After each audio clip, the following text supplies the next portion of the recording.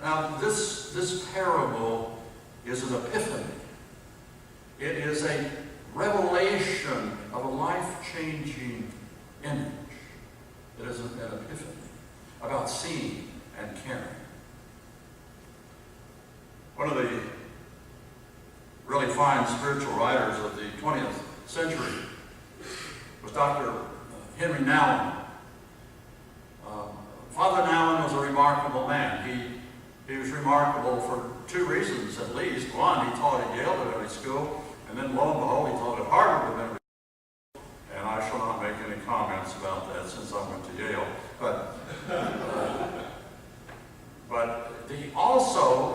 Father Nouwen also worked with the poor in Peru.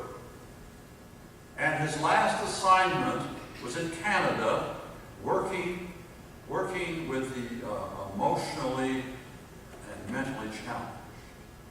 He was deeply involved with people.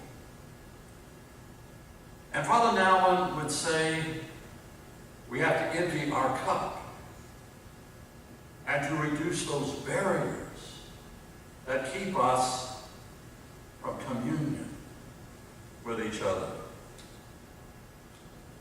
He makes this point. When we dare to care, we discover that nothing human is foreign to us. When we dare to care, we learn that all of the hatred and love, cruelty and compassion, fear and joy can be found in our own hearts. In brief, when others kill, I could have killed.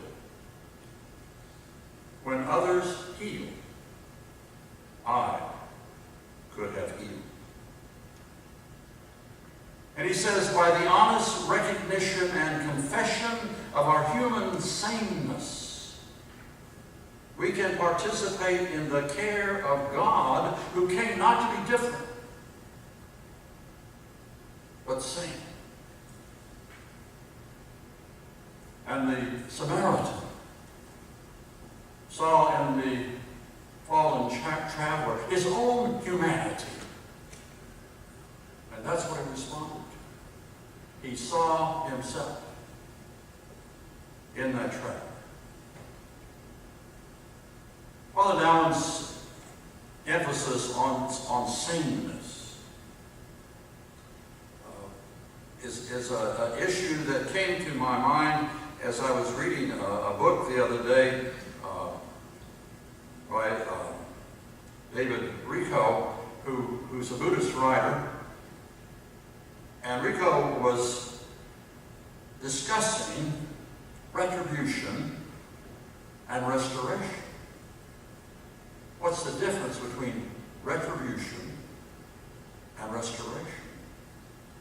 And Rico said in passing that he fears that much of our American criminal justice system is based on retribution. Retribution. He said, let's take the story, let's take it. He said, the spirit of retribution is imagining Hitler in hell forever with no forgiveness possible. That's the spirit of retribution. Well, what's the spirit of restoration? He says, well, the spirit of restoration is to imagine Hitler in a Zen monastery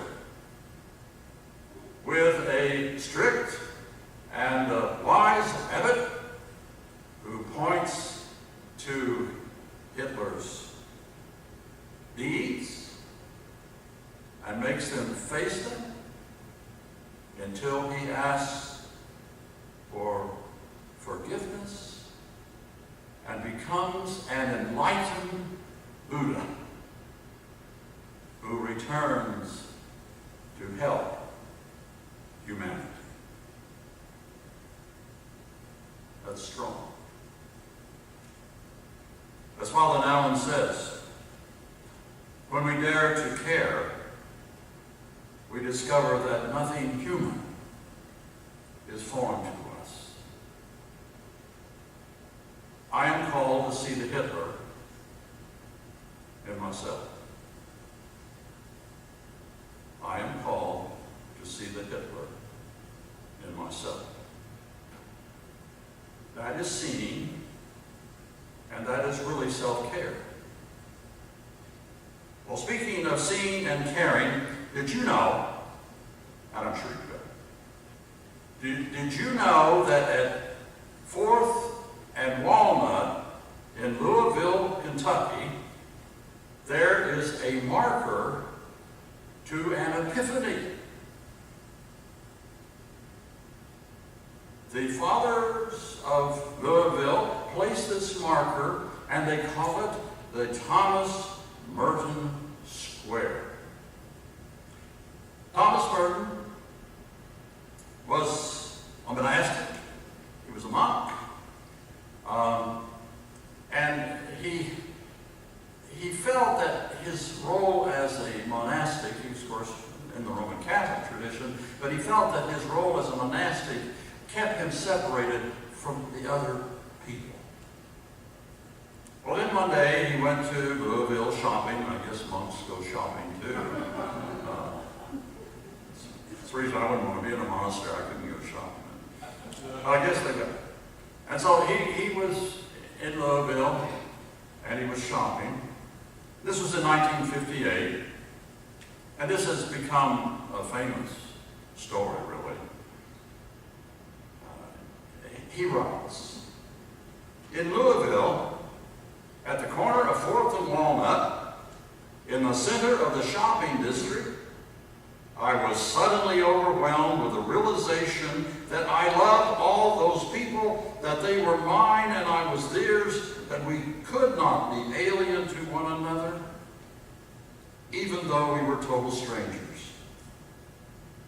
Then it was as if I suddenly saw the secret beauty of their hearts,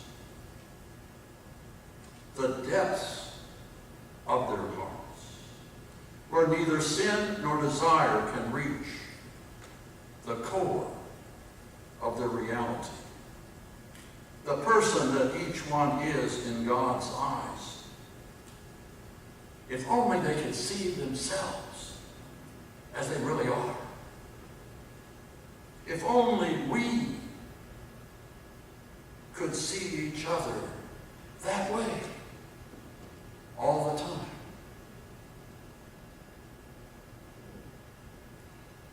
Samaritan was one with a fallen stranger. But we've heard